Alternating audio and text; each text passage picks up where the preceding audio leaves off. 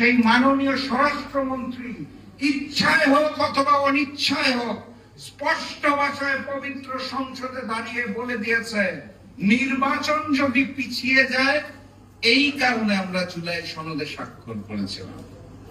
অর্থাৎ উনি স্পষ্ট ভাষায় বলে দিয়েছেন যে জুলাই সনদে স্বাক্ষর করা বিএনপির কোনো ইচ্ছা ছিল না।